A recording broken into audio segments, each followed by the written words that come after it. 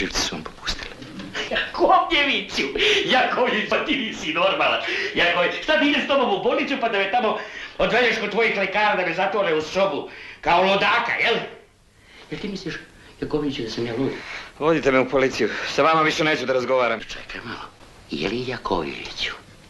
Jel ti misliš da sam ja lud? Vi ste svakako bolestan čovek. A kakva je to bolest, Jakovljeviću?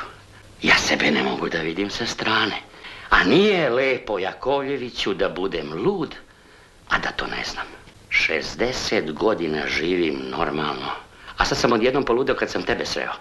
Pa nisi ti takav da čovjek zbog tebe poludi. Mnogo ti uobražavaš, daj sebi ovako značenja.